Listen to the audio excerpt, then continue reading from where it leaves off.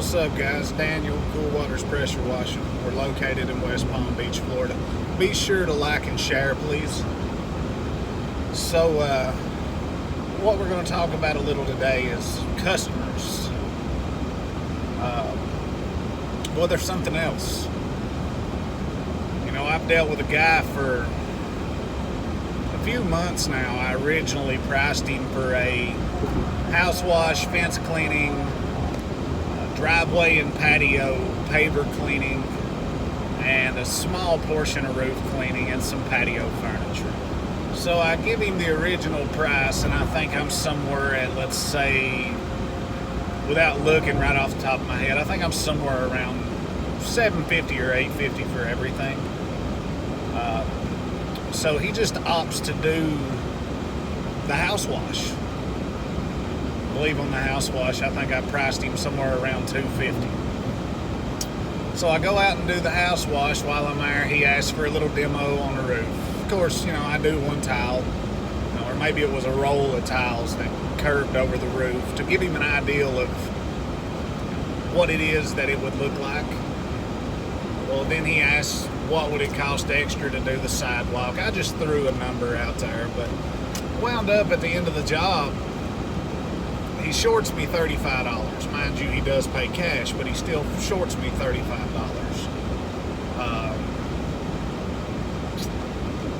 I kind of just didn't say nothing about it, but it kind of rubbed me the wrong way. Just because he knew what his price was, he should have had what the price was. So then he contacts me again and asks me to do everything else, the fence, patio furniture, pavers, and there was an awning in that too that come off the back patio, like a vinyl awning. So he asked me to give him the price on it, and I told him, I said, well, you know, the original price that I give you was a package deal that stood good for 7 days. I said, your pricing will be different. And I warned him about that ahead of time, that it may wind up costing him upwards of $1,000 if he took baby steps, as he called it. So I give him a price again, I think of somewhere around like $750, because, you know, just different pricing factors for different things. And plus the guy was just being a complete and total, just terrible customer. So he haggles around with me. And truthfully, I had priced him a little high, and I think I wound up coming down to like $650 for a multi-service discount. He hires me to start that Friday or that Saturday, so I go buy my cleaners, fill my tanks up, pick up my worker. I'm 2 minutes from the guy's house, and he sends me a message, rain today, let's reschedule. I watched the weather. It wasn't raining. It was almost as if he kind of done it out of spite. So that's where I should have been done with this customer. I should have stopped right then and there. So a month and a half, 2 months goes by.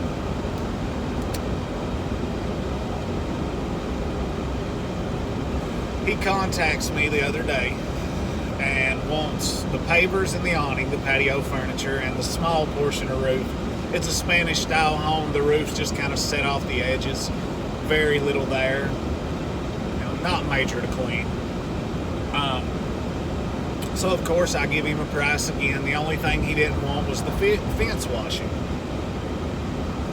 So I give him a price of $500. And I know what you're thinking there. Wow, your prices are all over the map. With this guy, I really just didn't care. I really didn't want the job. I need the work, but I don't need the headache that comes with dealing with someone like that. So I wind up cutting him like a package deal of $450 or $500, and pretty much he sent me a message back that says your estimate is higher than the last one. And I sent a thing back and I said, no, not really. And I named off the prices of the prior estimate, and I told him, I said, the prices are the same, but you've opted to not do certain things. So I wound up just telling him, you know, look, I I can refer you to a guy that will come give you a price and do it for you, and he may be cheaper. But at the same time, it's up to you to research whether the guy that I'll send you is licensed and insured, if he pays taxes. His quality of work may be worse than mine, it may be better, but I can send you somebody because I am not the $99 guy. That's just how I put it. So he texts back, he said Saturday at 8 a.m. You know, so pretty much what I'm getting at here, guys, is you run your business to suit you.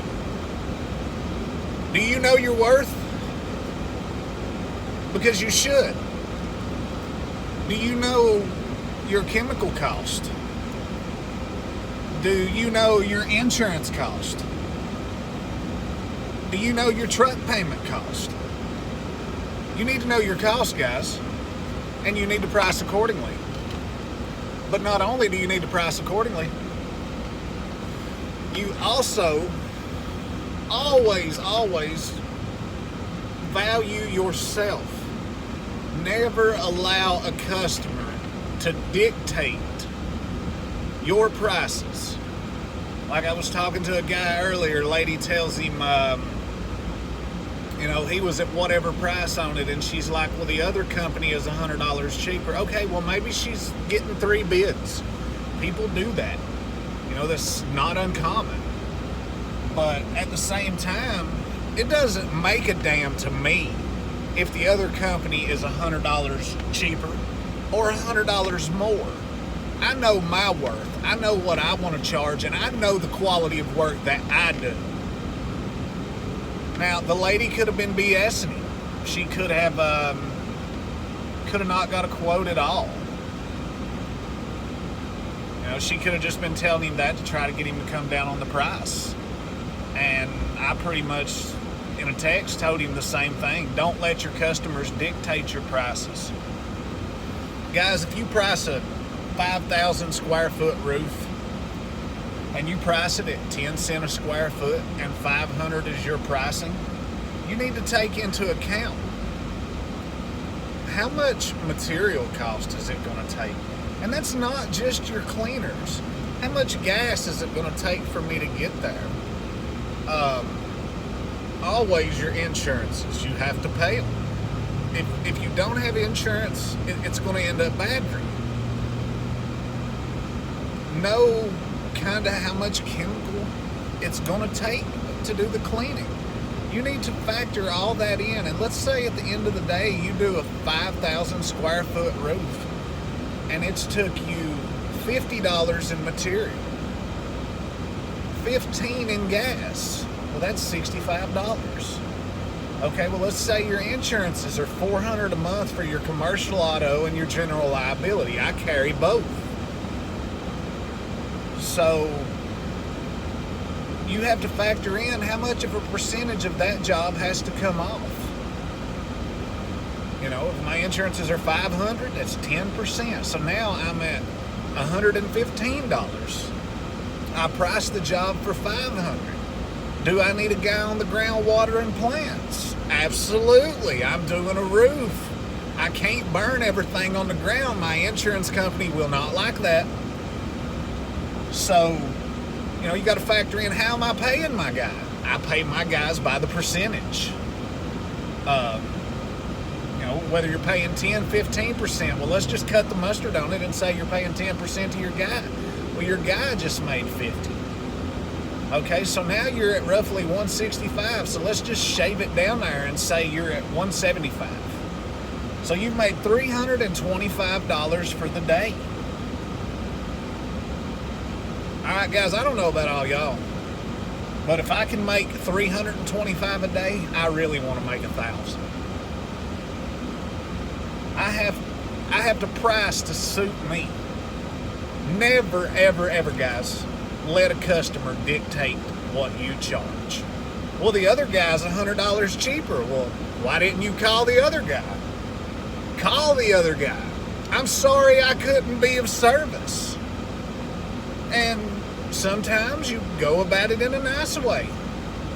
generally what I do is when they say, well, the last guy that done the job was $100 cheaper, and you have to say it slow to them, is, well, why didn't you call the last guy? Well, he's in prison, or he's his phone's no longer on. Several different responses. I have sold jobs and be $150 higher than the last guy because I'm confident in my pricing and I'm confident in my work. And when I get done, the customer, it's the wow factor. Guys, you have to go above and beyond on every job. Lady the other day, done a patio and driveway for her. No extra cost, one side of the house, a little green. I'm already there, I just hit it. I added value to my service, so they felt like the price that they paid was justified. You have to sell yourselves. You have to prove to people what sets you apart from your competition. That's hard to do. Whether you give a 2-year guarantee on your roofs, free furniture cleaning, whatever sets you apart. But it all comes down to cost. It all comes down to what you have to spend out as opposed to what you have to take in. And if you're slow, like I'm new. I've been in business, I don't know, somewhere around 5 or 6 months. Am I landing a lot of jobs? No. Sometimes you have to admit when you're powerless over certain things. Marketing,